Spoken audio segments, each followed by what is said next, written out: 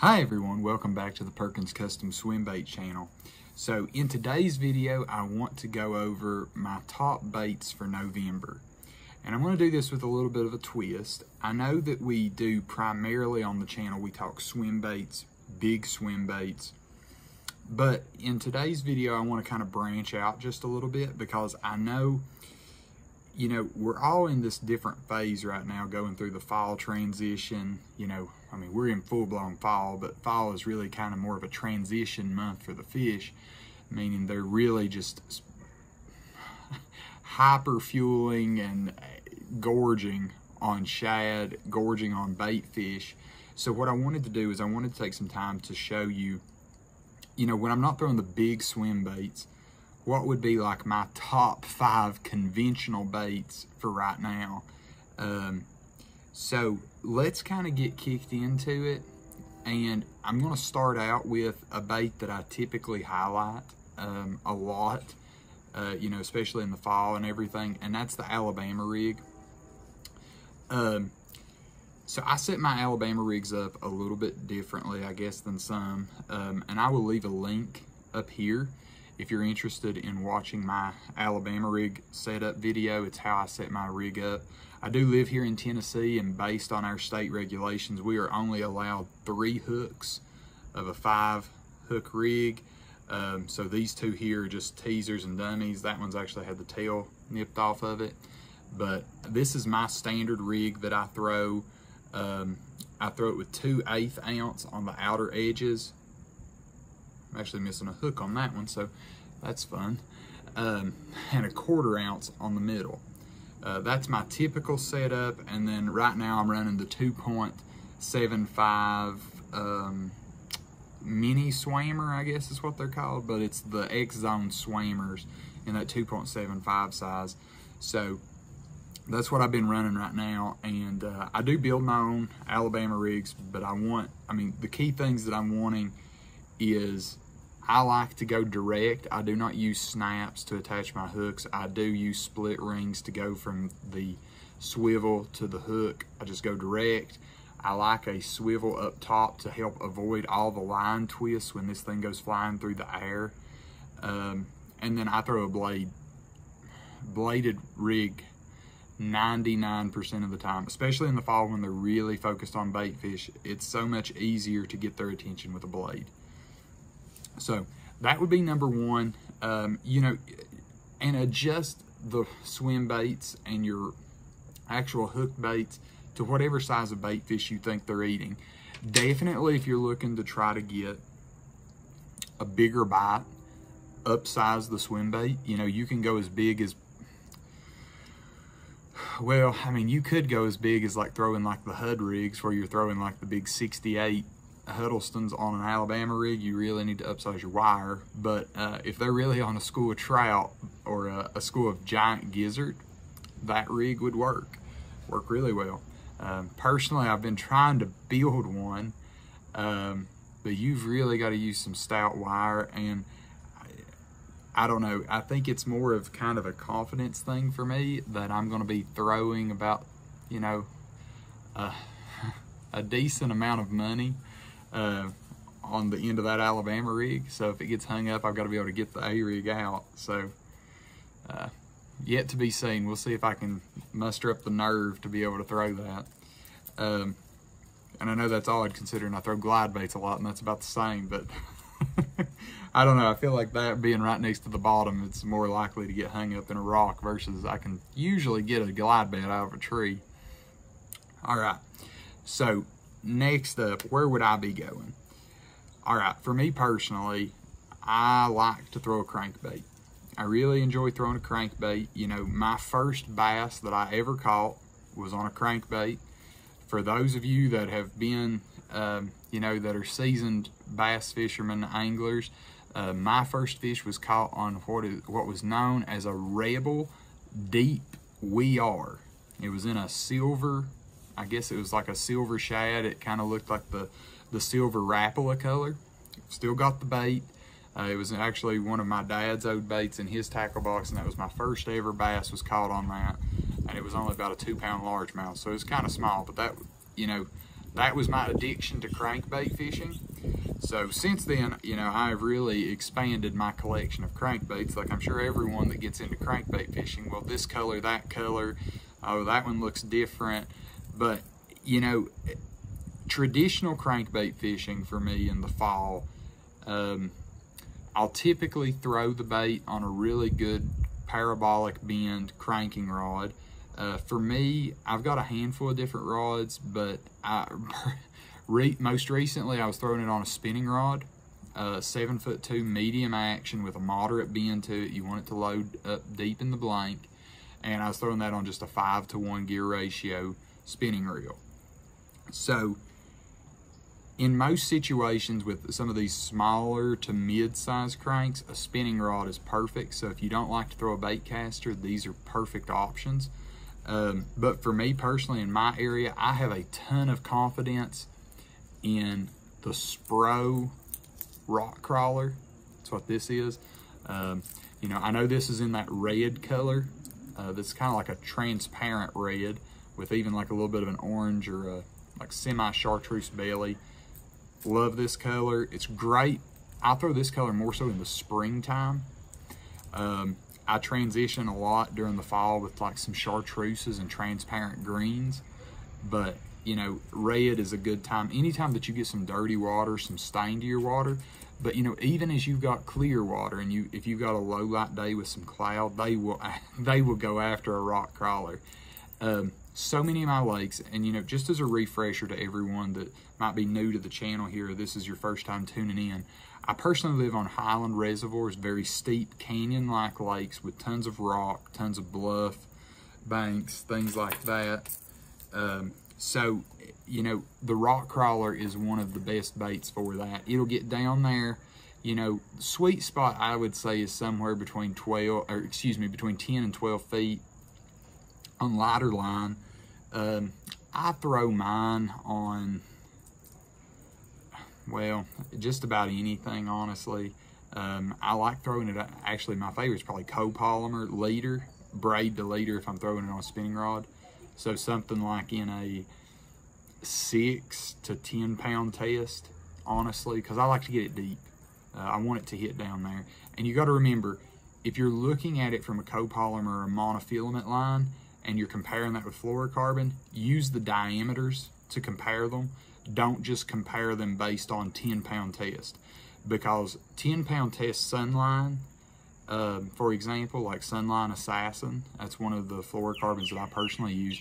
10-pound Sunline Assassin is equivalent to 6-pound, like the Yozuri hybrid copolymer line.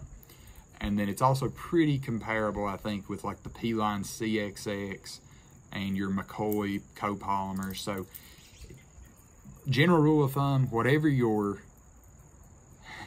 fluorocarbon poundage is, go 2 down for monofilament / copolymer. So if it's 10, 6 will be the equivalent line diameter. That's kind of just general rule of thumb. It's not perfect by any means, but it's general rule of thumb. Next up is the Rapala DT series. This is a DT10 just because, you know, the DT10, it's just a really good all-around size. The DT10, the DT6, the DT6 is a very popular bait in my area, especially in the springtime. As those waters kind of get those spring rains and they get dirty, the DT6 is a phenomenal bait. Truly, a DT6 is phenomenal just about anywhere, but, you know, they're consistent, and that's one of the things I like about them. I don't like having to work a ton on my crankbaits that I'm buying. I like them ready to go, ready to fish out of the package, and I like them to run as straight as possible, just because that means I get to go straight to fishing. I don't have to tune one. So for me, in the normal sense of colder water, fall fishing, these are going to be my 2 starting points. So I'm going to bring this in, and I really have a big question to everyone, because I would love to know if anyone has had success doing this. I've seen it done on YouTube, but you know, seemingly there's one thing it's one thing to see something done on YouTube and then to be able to do it also on your own body of water. So what I have here are two other crankbaits. This is the River to Sea Tactical DD 75, I think is the name of that bait. But this is about speed cranking in the fall and in the winter. And as you all can tell, these are beautiful paint jobs. They look just like a bait fish or a crawdad. But my question is that if you have done the speed cranking, have you had success with it? I've tried it some, very little, and I've not tried it with an 8-to-1 gear ratio reel. I'll be, very upfront with that. I actually just got an 8-to-1 gear ratio reel in, so I'm going to be giving this a try. But my main question is, have you tried it with a crankbait and had success with it? And if you have, are you fishing these like grinding them like a normal crankbait, or are you kind of throwing these more so out of open water and you're running this through bait balls? Because I've listened to a number of the tactical bassing videos, and they've went over it extremely well, and it may just be that I haven't put enough time on it on the water, because I mean I'm watching them catch fish doing it, so I know it works. It's just maybe there is a learning curve to this more so than what I've spent doing it. So I'm just curious if anyone has done this. Could you please like list down in the comments like what are your go-to like setup, like rod, reel, line, the bait too, if you've got a preference on, and you don't have to tell me like where you are, like lake per se, just if you can give me like a highland reservoir situation. Are you fishing it on rock? Are you fishing it on points? Or are you just kind of like running it through bait balls?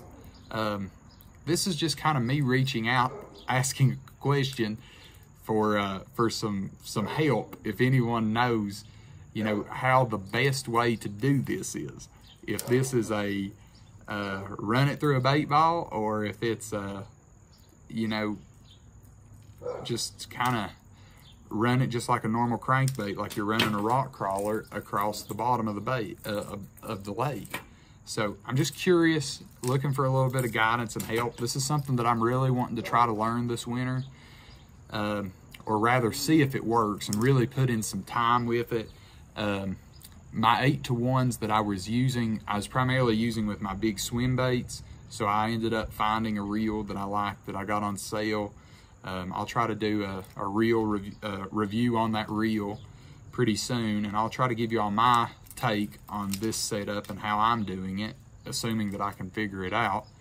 But I wanted to just reach out and basically ask a question if anyone has had success speed cranking, and if so, could you kind of give me an overview as to what you're doing so that I can try to learn from you and try to reproduce your success.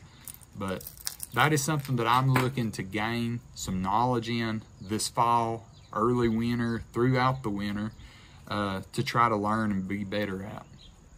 All right, so there's my spiel and my big question mark. So please put your comments down below if you have had success, because I would love to read them and learn from this, because this is just one area that I've yet to be able to produce some results with those crankbaits. And I've caught fish on them, but I haven't really caught them like what I consider actually speed cranking. I was throwing it more on just a standard crankbait setup, and I caught fish. It's just, I don't feel like I was technically speed cranking. I was using more of a 6-to-1 or maybe a 7. I don't know if I even had a 7 going. I think it was more like a 6 or a 5.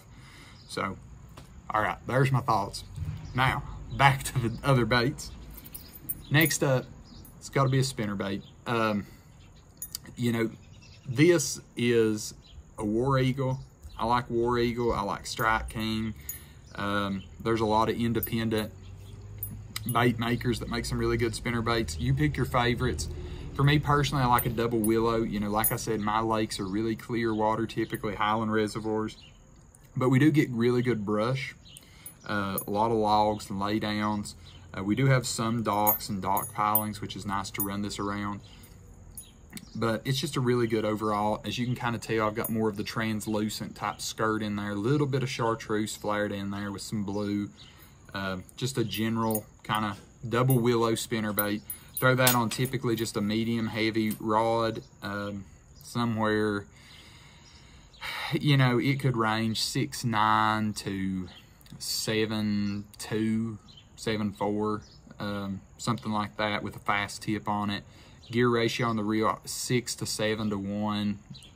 Line, I've been really liking braid to leader personally. You know, anywhere from 40 to 50 pound braid to, you know, 12 to probably 15 pound copolymer. Remember the copolymer is heavier. It's more so like 20 pound fluorocarbon. So I've also been using shock leader a lot too. And if I use shock leader, I'm using 16 or 20 pound fluorocarbon shock leader. All right, next up, let's go to another fun one. And that's the jerkbait. So I've got two jerkbaits, well, I have three jerkbaits here, but I have two different brands. Number one, and this is no surprise to anyone, this is the Megabass. This is the Megabass 110 original. This is the Megabass 110 plus 1, so it dives deeper. What a bait. What a bait. I've had some wonderful days fishing a Megabass jerkbait. I mean, you know, you're catching 15, 20 fish in an afternoon, 15, 20 fish in, you know, you just have a great day on a jerkbait. I mean, if they will hit a jerkbait, you will catch fish of all sizes, big, small, all in between. This bait has got teeth marks all over it. So does this one. I mean, they've been hit pretty good. I mean, they've got them all around, these little hook rash. I think this one's actually had the worst end of the deal. The back on it is all tore up. All kinds of scratches. Fortunately, the finish on a Megabass actually does hold up pretty good with a lot of fish catches. But regardless, that is my number one, and I will use these depending on where the fish are. If they're up shallower, the shallow 110. If they're deeper, go with the plus 1. You know, because I do live on deeper water, I tend to throw the 110 plus 1 probably more frequently. During the fall, I really like throwing the 110, the normal 110. It gets bit, and because they're feeding up, and it's not just that, you don't have to pause these that long. If you can imagine the 110 or even the 110 plus 1, more so like an underwater spook, you know, some sort of walking bait, you can flat out move. You know, you can really cut and dart that bait fast. You don't have to walk them, or, you know, typical jerk bait like jerk, jerk, pause, count to 10, jerk, jerk, pause, count to 10. It's more like jerk, jerk, pause, count to 1, jerk, jerk, pause, count to 2, jerk, jerk, 1. You know, you get the message. I mean, you can just go so much faster.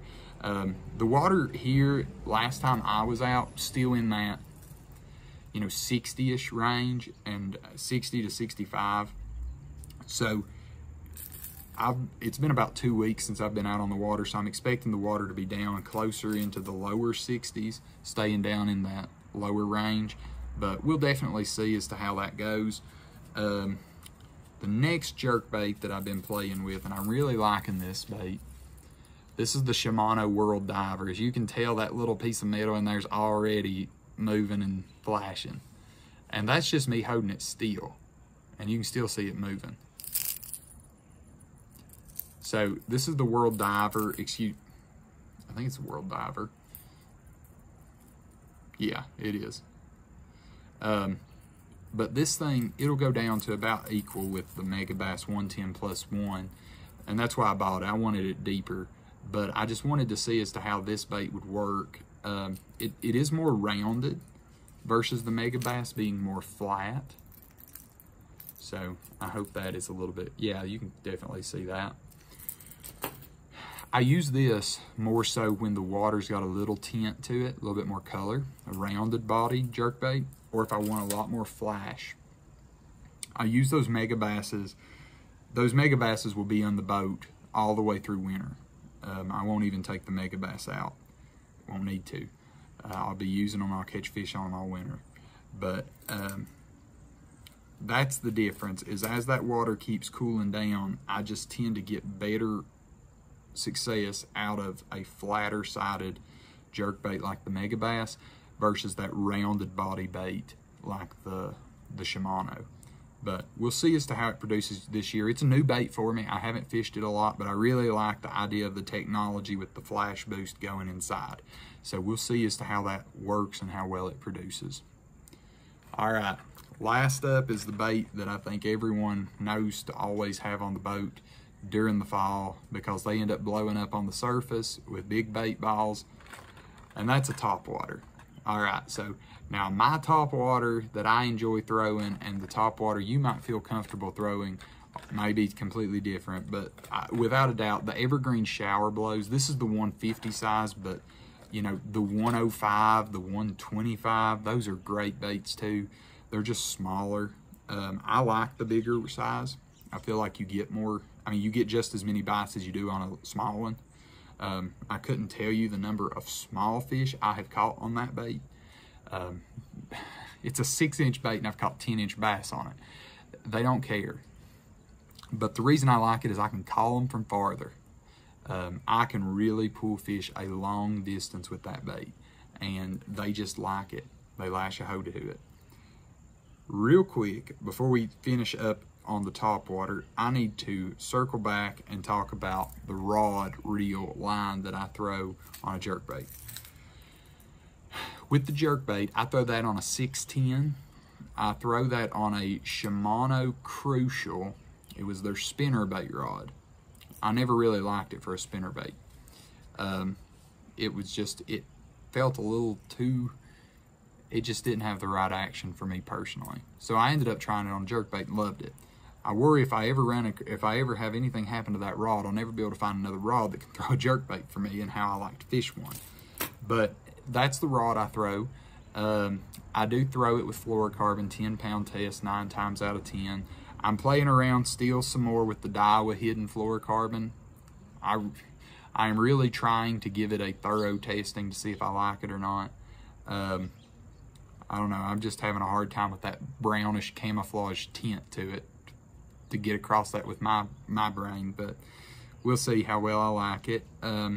Reels, I'm not as, you know, for me, I'm looking for 2 things with a jerkbait, because you're not really imparting the action with the reel. So what I want out of the reel is I want a really, really long cast. I want to be able to get as much distance as I can. And then secondly, I do throw this on a bait caster, so I want a reel that will not fuzz that bad.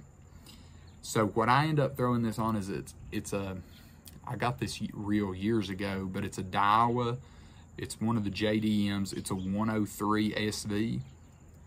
It's a really good reel for lightweight baits, and although you know, the Mega Bass weighs a ½ ounce, the Shimano, I think it's about somewhere between, you know, 7/16 and a half. It's still a little bit of an awkward shape to try to throw, so having that reel helps out. You know, if you really want to haul back and really launch that thing, let it fly. So that's my go-to rod reel for the jerkbait. Now, rod reel for the topwater. It depends on how big a topwater I'm going with, but since I'm using this one, what I typically use, it's a Daiwa Tatula 7'2" swim bait rod. It has got a really good taper to it for that jerkbait. It's got a faster action. It's not a parabolic action, but I would definitely classify it as probably fast. It does fold up well when you really lock into a fish, but it's got a good enough tip that you can still work the bait really well. I am throwing that on braid to leader, 50-pound braid to, I want to say it's 12-pound CXXP line.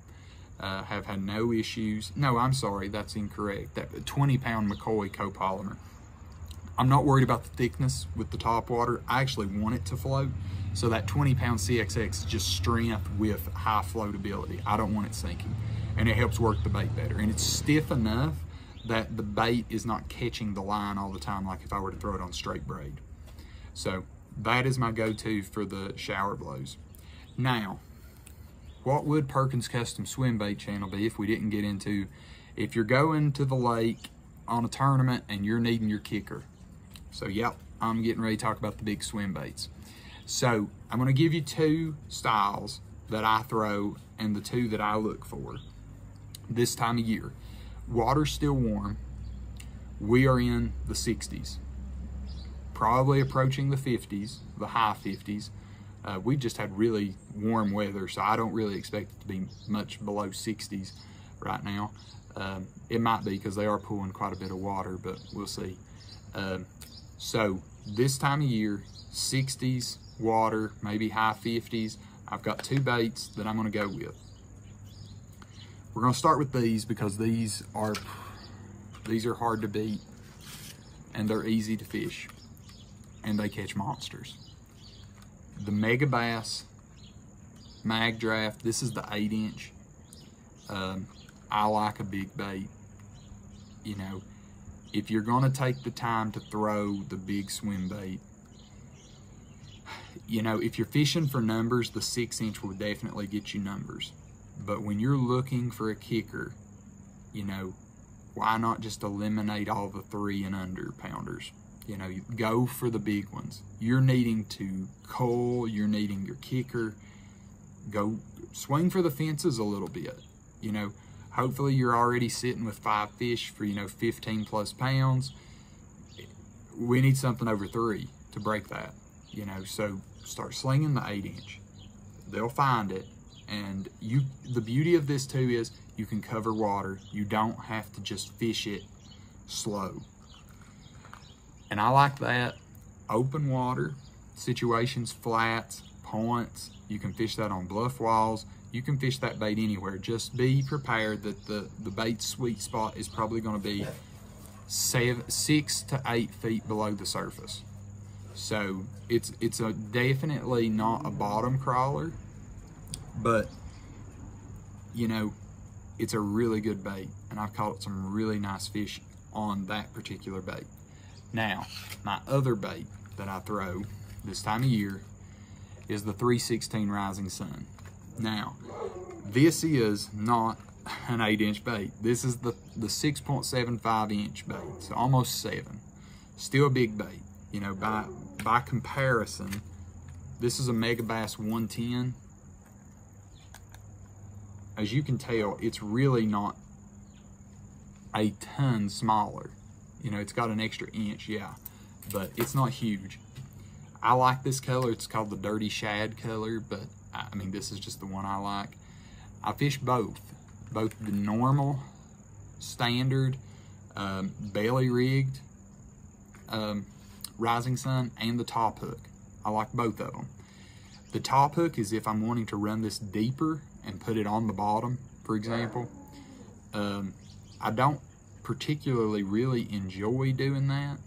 I prefer to actually run them on the belly, but you just never know where the fish are going to be. So if you've got fish that are holding out in 30 feet and you need to get it down there, you know, the normal one, you just can't sink it fast enough.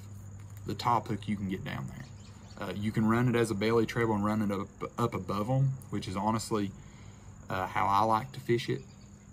But you can also fish the reversed, fish it on the top, and crawl it on the bottom.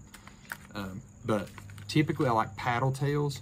Right now, we've still not hit that water temperature where I start transitioning to your wedge tails like your Huddlestons or your Savage Gears, where you want something with more of that just real nice little cadence. After the water gets in the low 50s, I'll start making that transition, but we haven't really reached there yet. All right, and lastly, you know, you still got bass chasing bait. You've still got bigger bait fish. I'm gonna have a glide bait. Glide bait's hard to beat. It really is. And you know, I like a big glide bait. I don't like throwing a very, very small glide bait. If I'm fishing a small glide bait, I'm just looking for numbers. But if I'm looking for that kicker, give me something bigger. Give me a 7+. I like this one. This is one of my baits that I build.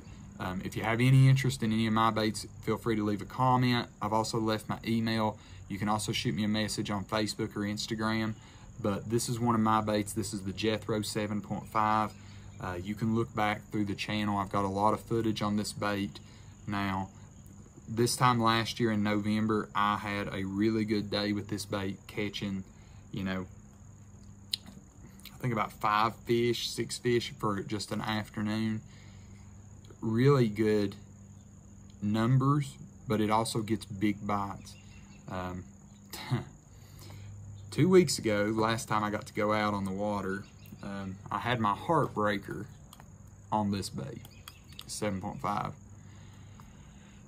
Fishing a tournament, you know, lo and behold, went threw this bait over against a tree, really close to a tree limb, and just talking to my uncle. My uncle was my partner that day, and he and I were just talking about looking for a big largemouth. Well, where I had thrown this bait, and here's a little bit of a fishing story, I guess. Brought this bait, there was a tree limb sticking out, and I really wasn't paying a great deal of attention when I made the cast, but I brought this bait right between these 2 tree limbs. Well, there's one tree limb, but twigs or sticks sticking up out of the water. Boat was in about 25 feet, so you know, we had some deep water access, which is the key. You got to have deep water access typically to find big fish.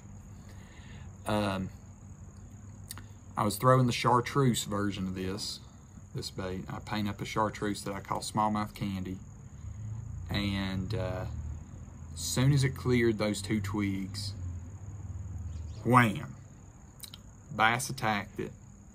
I had him hooked. I only had him hooked on the back treble, and that's what got me. I only had him on the back treble.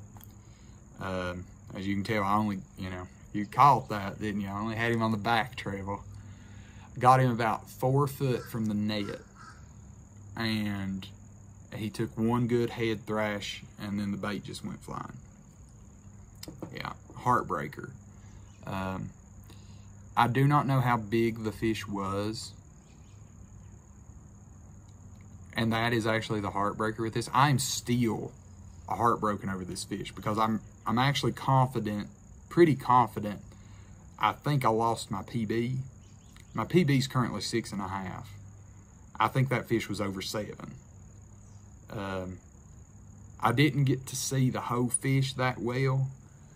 I got to see his mouth really well, and it was bigger than my 6.5. Because when he hit it, the bait was just right under the surface, and I mean, I brought the bait over the limbs, so I got to see him. But his mouth, I can't do justice by any means, but I mean, everybody, you know, I mean, that was his mouth. I mean, it looked like I could fit my whole fist down in him. And then he had a belly too. So I'm pretty confident he was over 7. I don't know how big he was, and I'll be perfectly honest, I don't. But I know what my 6.5 looked like, and he had a bigger mouth and a bigger belly. He'd been feeding up already for the fall feed, so he was well fed. It hurt. It hurt real bad. That day my uncle lost a smallmouth that would have went at least 5. Yeah, and we were only fishing a 3-fish tournament, so the way we had it figured, we lost at least 9 pounds in 2 fish. And then we had 3 fish of smallmouth that went just under 8 pounds. But our 2 biggest ones, one we lost on a spinnerbait, one we lost on a glidebait, and that really hurt because that was a really, really big fish. His was a smallmouth, mine was a largemouth, and yeah. But there you go. See, that's another thing about fishermen that we all do. We all have our fishing stories, and when the big one gets away, they're a giant, and we just know it. but I truly do believe, I wouldn't tell you if I didn't honestly think so, that fish was over 7. But, you know, it's a fishing story. Unfortunately, I wasn't wearing the, you know, the necklace camera that day. I should have been. I'm beating myself up over that too, because I probably could have at least seen, you know, being able to go back and watch the footage to see how big the mouth was, and then maybe got to see the girth, the length too. You know, the length was so important, because it doesn't, I mean, you can have a really big belly on it, a really big mouth, but it's short and stocky. And I mean, there's just no way that he could hit 7 pounds if he's short and stocky. But I'm pretty confident he was long enough to have held out. So it's just one of those days. You know, you win some, you lose some, and unfortunately that day the fish won. I didn't get to weigh him, didn't get to put him in the live well and us weigh him in, but it didn't hurt.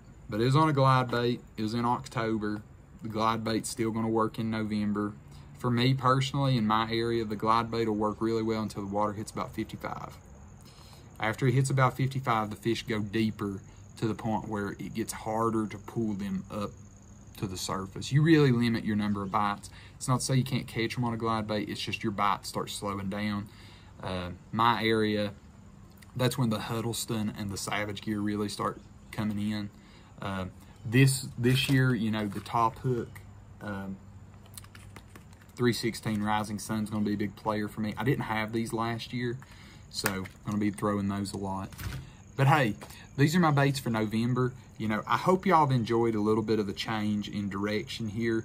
I wanted to do a little bit with conventional, because I know a lot of people are, you know, they love to throw the swim bait, they love to throw the big swim bait, but, you know, at the same time, let's get the full roundness, because fishing is so situational. There are times that they will eat this and it's the funnest day in the world, because you're catching big fish on every cast, it feels like. There are days you will go and you will sling your shoulder off out of socket and they will not touch it.